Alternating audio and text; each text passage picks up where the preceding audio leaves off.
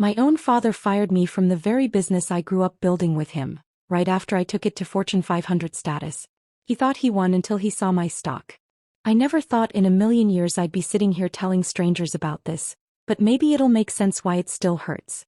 I'm Jennifer, mid-30s, and honestly the only reason I know how to run a business is because I grew up inside one. While other kids were at sleepovers or soccer games, I was in a dusty back office, filing invoices and stamping envelopes while my dad barked orders from the front. At first I didn't mind. I thought it was special, like I was part of something bigger. That business was my whole childhood. My dad, Richard, built it from nothing and I admired him for it. He was old school tough, the kind of guy who thought hard work was done with your hands and late nights at the shop. And I wanted to be just like him. So after college I came back with a degree and a head full of ideas. I wasn't just filing papers anymore. I was pitching systems, chasing clients, staying up until 2 a.m. polishing proposals because I believed in it. I gave everything. And slowly it paid off. I modernized the company, brought in new tech, pushed through deals no one thought we could land. And one day it happened, we made it onto the Fortune 500 supplier list. That was supposed to be the moment. The validation. The proof that all those years weren't wasted. But here's the part that cut deep. My dad didn't even look at me. He turned to my brother, Michael.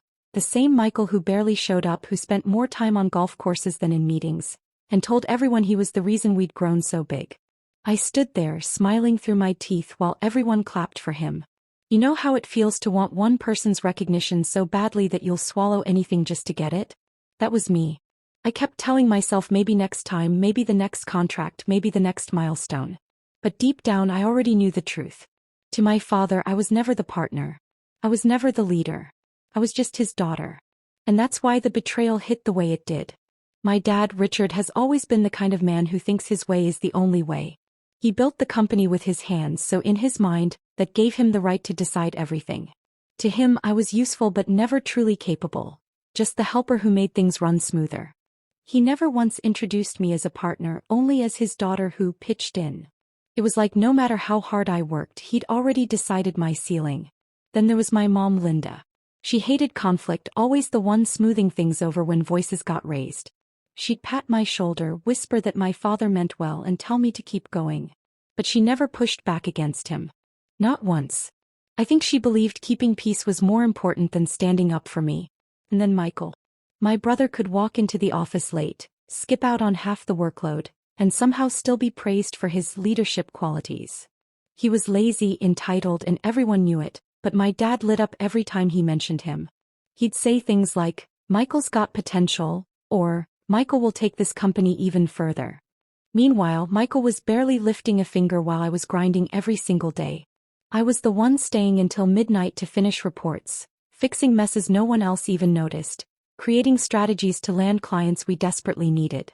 I spent weekends learning software, building connections, and making sure the systems we had didn't collapse under growth. But whenever a deal closed or the numbers looked good, Richard would clap Michael on the back and act like it was all him.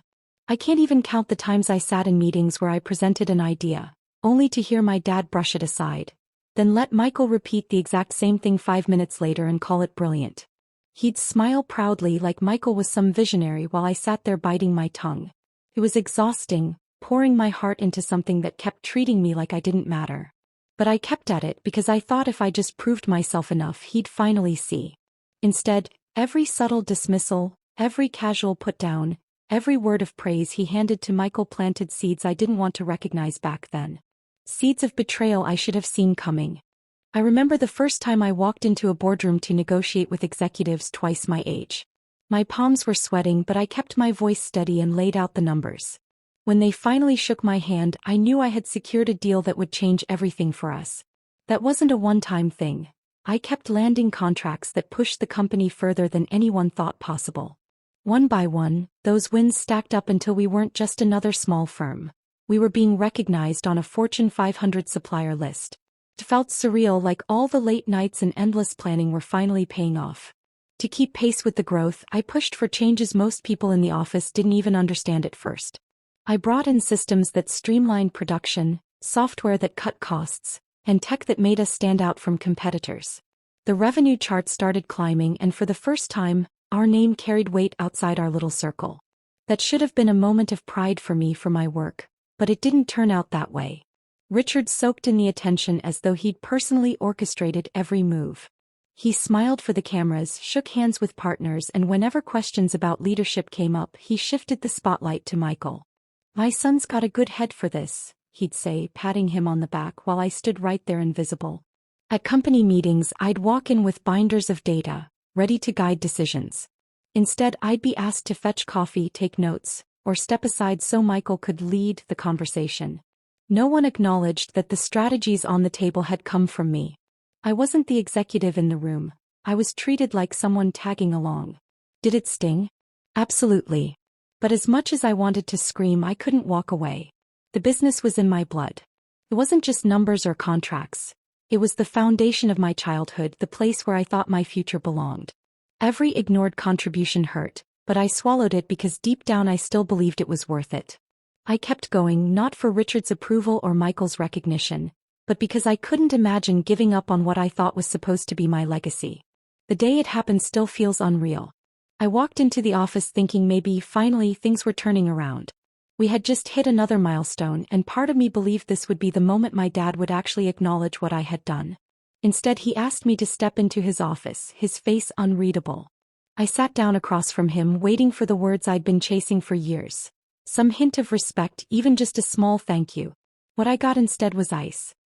He folded his hands, looked me straight in the eye, and said I was no longer needed. Just like that. No hesitation, no gratitude, not even a pause. First, I thought I misheard.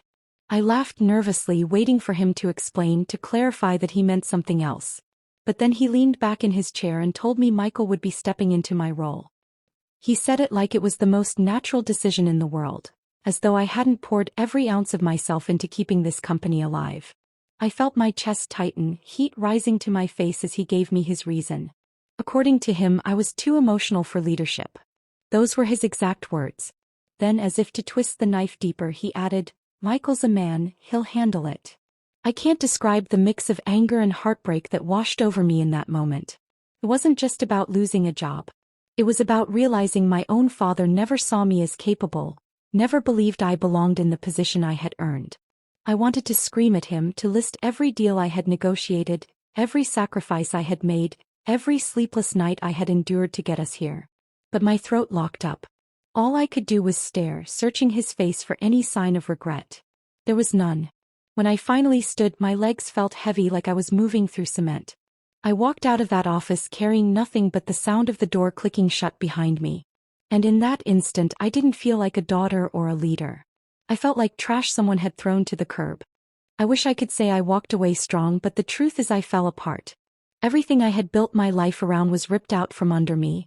And the worst part wasn't just losing the position. It was realizing my own family was fine with it.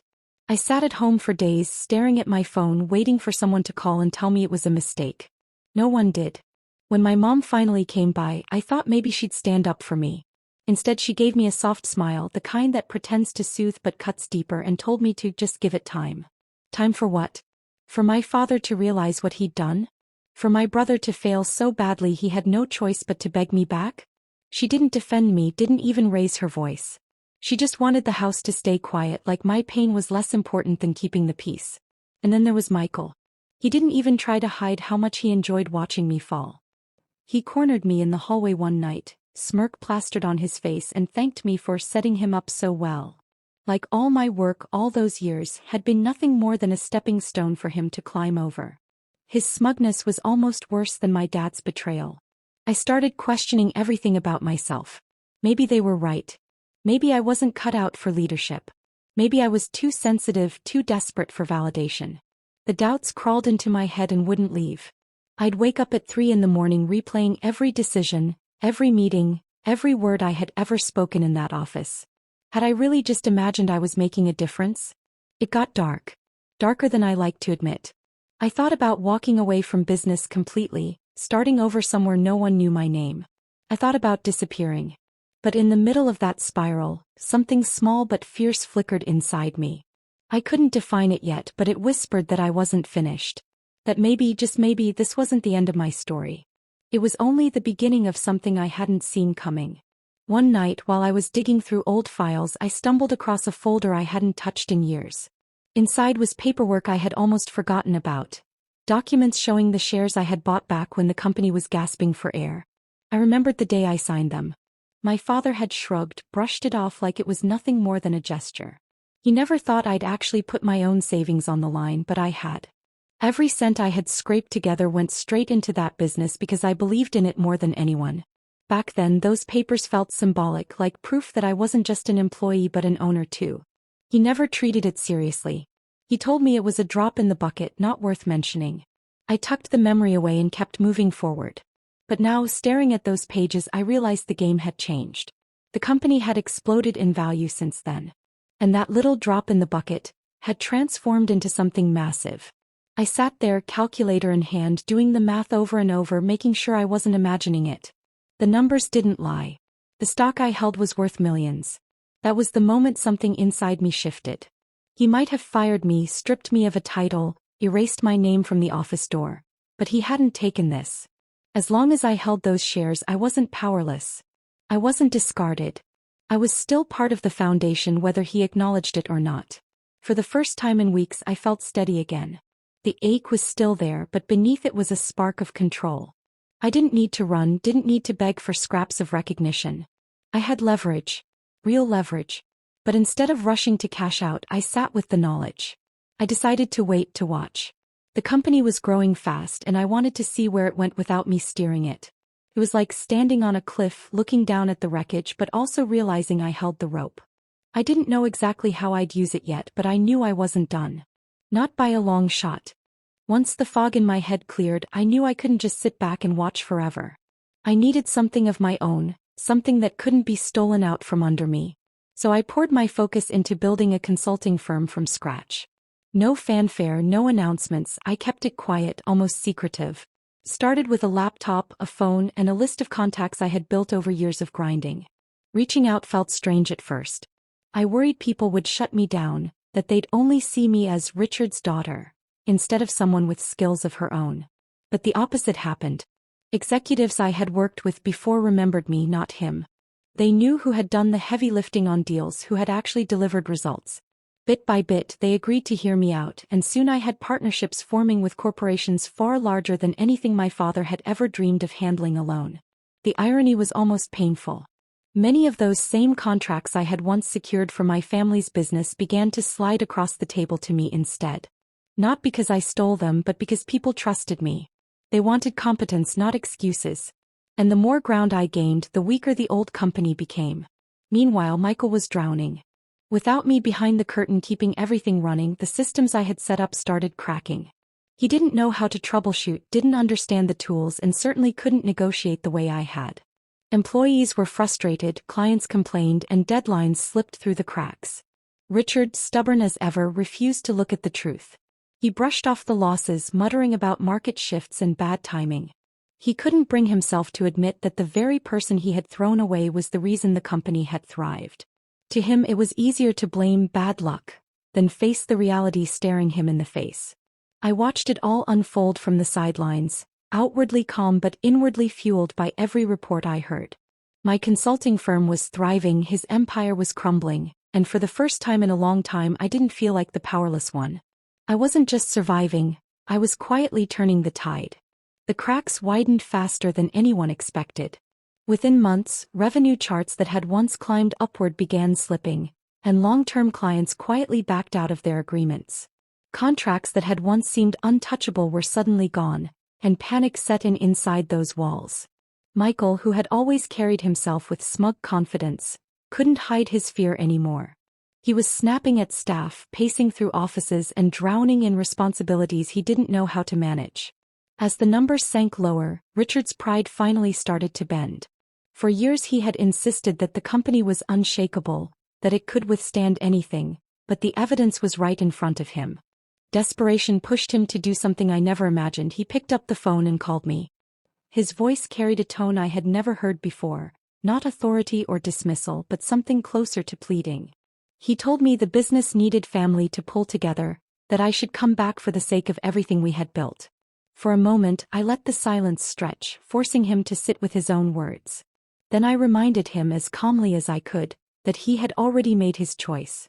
He had fired me, told me I wasn't fit for leadership, and handed the reins to someone else. There was nothing left for me to return to. His sigh on the other end of the line told me he understood, but he wouldn't admit it out loud. It wasn't long after that when he finally looked at the shareholder records.